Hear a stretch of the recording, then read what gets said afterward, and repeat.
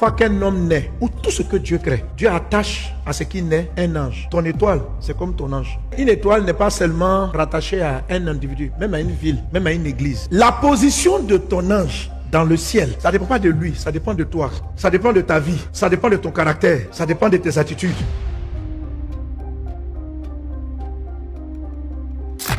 Daniel chapitre 11, verset 32. Et puis après on va lire Daniel chapitre 12, verset 3. La Bible dit, verset 32 et 33. Il séduira par des flatteries les traîtres de l'alliance, mais ceux du peuple qui connaîtront leur Dieu agiront avec fermeté. Verset 33. Et les plus sages parmi eux donneront instruction à la multitude. Il en est qui succomberont pour un temps à l'épée, à la flamme, et à la captivité et au pillage. Daniel toujours chapitre 12, verset 3. Donc c'est sages dont il est question là, dans ce passage, qui vont agir avec fermeté. La Bible dit, ceux qui connaîtront leur Dieu agiront avec fermeté et ils vont commencer à donner instruction à la multitude. Amen. Et voilà ce qui est dit de verset 3, on a dit quoi? Ceux qui auront été intelligents brilleront comme la splendeur du ciel, et ceux qui auront enseigné la justice à la multitude brilleront comme les étoiles à toujours et à perpétuité. Que cela soit ton partage dans le nom de Jésus. Chaque fois qu'un homme naît, ou tout ce que Dieu crée, Dieu attache à ce qui naît un ange. Une étoile, ton étoile,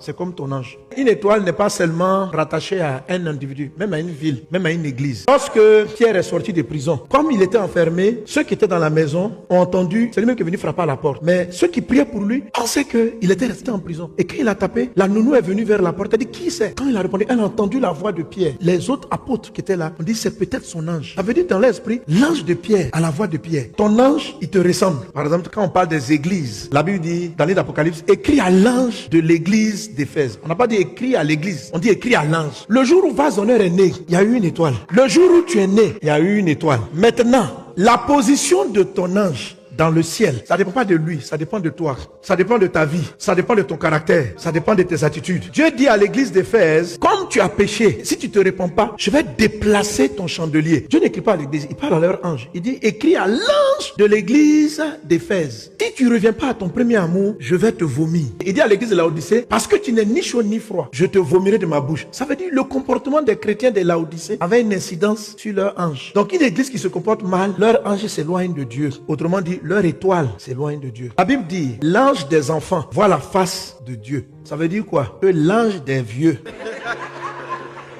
Autrement dit, plus tu es enfant, plus ton ange a accès à la face. Plus tu grandis et puis tu commences à raisonner, à être méchant façon là, plus ton ange s'éloigne de la face. Alors, nous tous qui sommes là, nos étoiles se sont éloignées. La Bible dit que ceux qui connaîtront leur Dieu, ils auront une étoile qui va briller très hautement. La prière que l'apôtre Paul faisait, il dit, Dieu, je veux te connaître. Connaître Dieu, ce qu'on appelle connaître Dieu, c'est connaître la face de Dieu. C'est ce que j'explique dans le boost du ce mois. Je vous dis par exemple, Dieu dit qu'il y a des gens qui ont fait des miracles en mon nom. Et puis il va leur dire, je ne vous connais pas. Quand Dieu dit je ne vous connais pas, c'est pas parce qu'il ignore ce que vous faites. Dans le boost, j'ai donné cette illustration. Parce que Dieu m'explique. J'ai dit, mais comment quelqu'un peut travailler pour toi sans te connaître? Et puis Dieu m'a donné l'illustration. Il dit, mais la dernière fois là, tu as demandé à un monsieur de venir faire un travail dans la maison. Donc, il vient travailler pour moi. Mais je n'avais jamais vu son visage. Donc, quand il arrive, je dis, mais vous êtes qui? Vous voulez quoi? Il dit, je suis venu réparer ceci. Mais je ne vous connais pas. Pour ne pas connaître une personne, quelqu'un peut travailler pour toi. Un pasteur peut travailler pour Dieu. Mais Dieu n'a jamais vu sa face. Est-ce qu'il n'y a pas de gens qui travaillent pour vous que vous ne connaissez pas? Un jour, il y a une sœur qui m'a rencontré. Parce qu'au début, quand j'écrivais les livres, au tout début, quand j'écrivais les livres, on a un frère, je profite pour le saluer, le serviteur de Dieu, qui travaillait depuis le Congo. Et il avait une équipe de correcteurs, les tout premiers dévotionnels. Une équipe de correcteurs. Et quand je finis d'écrire le manuscrit, ou bien je fais l'audio, ils vont là-bas et puis ils essaient de travailler avec cela. Et un jour, j'arrive dans un pays, je vois une sœur, elle vient me voir. Elle dit, je travaille avec tel monsieur,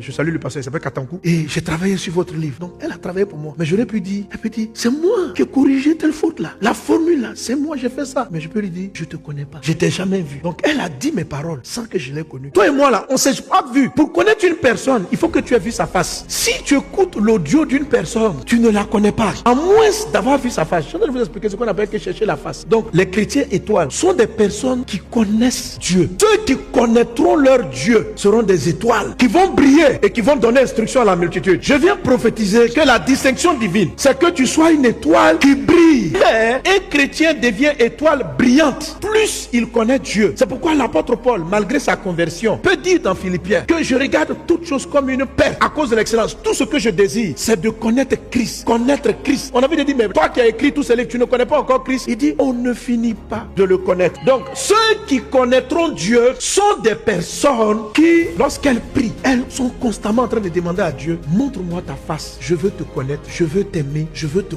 voir. Ce sont ces types de croyants dont l'étoile monte, s'élève.